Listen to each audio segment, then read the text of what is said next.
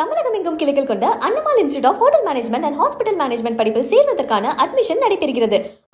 திருப்பத்தூர் மாவட்டம் பாலாற்றில் தொழிற்சாலை கழிவுகள் கலந்து வெள்ளை நிற நுரை படர்ந்துள்ளது.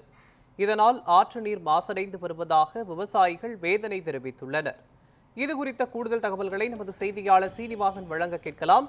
சீனிவாசன், திருப்பத்தூரில் பாலாற்றங்கரையில் வெள்ளை நிற நுரை படிந்து தண்ணீர் செல்கிறது. இதன் தொழிற்சாலை கழிவுநீர் கலந்திருப்பதாக மக்கள் தெரிவித்திருக்கின்றனர். இதனை அப்புறப்படுத்துவதற்கான நடவடிக்கை ஏதேனும் எடுக்கப்பட்டிருக்கிறதா? சொல்லுங்க மோகன். திருப்பத்தூர் மாவட்டம் ஆம்பூர் மற்றும் வாணியம்படி சுற்றுவட்டார பகுதிகளில் 200க்கும் மேற்பட்ட தோல் தொழிற்சாலைகள் மற்றும் தோல் பதனிடும் தொழிற்சாலைகள் இயங்கி வருகிறது. இந்த நிலையில் கனமழை பெய்து வரும் நேரங்களில் அந்த மழையை பயன்படுத்தி தோல் தொழிற்சாலைகளிலிருந்து வெளியேற்றப்படக்கூடிய கழிவுநீர் மற்றும் ரசாயன கழிவுகளை பாலாற்றில் கலக்க விடுவதாக விவசாயிகள் மற்றும் சமூக ஆர்வலர்கள் எல்லாம் தொடர்ந்து மாவட்ட ஆட்சியர் மற்றும் மாசு கட்டுப்பாட்டு வாரிய அதிகாரிகளிடம் தொடர்ந்து புகார்கள் தெரிவித்து வருகின்றனர்.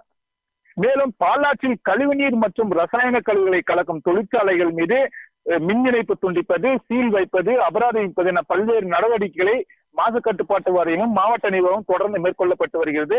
மேலும் மாவட்ட நிர்வாகம் சார்பில் தோல் தொழிற்சாலை இது போன்ற பாலாற்றில் தோல் கழிவு நீரை கலக்கக்கூடிய தோல் தொழிற்சாலைகள் மீது கடுமையான நடவடிக்கை எடுக்கப்படும் என்று எச்சரிக்கை விதிக்கப்பட்டிருக்கிறது. இதையும் தொடர்ந்து தோல் தொழிற்சாலைகள் கழிவுகள் மற்றும் ரசாயன கழிவுகள் கலக்கப்பட்டு வருவதாக தொடர்ந்து புகார்கள் எழுந்து வருகிறது. மேலும் நேற்று இரவு வாணியம்படி மற்றும் ஆம்பூர் சுற்றுவட்டார பகுதிகளில் தொடர்ந்து கனமழை பெய்தது. இதை பயன்படுத்தி வாணியம்படி மற்றும் ஆம்பூருக்கு இடையே உள்ள மாராப்பட்டு பாலாற்றில் செல்லக்கூடிய பாலாற்றில் அருகாமையில் செயல்பட்டு வரக்கூடிய தோல் தொழிற்சாலைகள் கழிவு நீரையும் ரசாயன கழிவுகளையும் பாலாற்றில் விட்டுள்ளதாக கூறப்படுகிறது. தற்போது பாலாறு நீர் முழுவதும் வெள்ளை நுரை ததும்பி செல்கிறது. மேலும் நாம் பாலாற்றில் செல்லும் நீரை பார்க்கும்போது பாலாறு முழுவதும் தண்ணீர் தெரியாமல் அந்த வெள்ளை நுரையானது படர்ந்து உள்ளதை நாம் காட்சிகளாக தற்போது பார்த்து வருகிறோம்.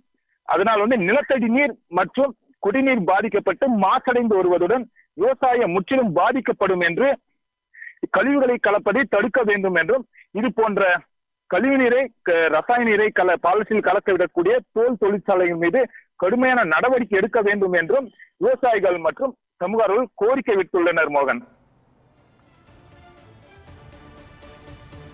விவரங்களுக்கு நன்றி சீனிவாசன்.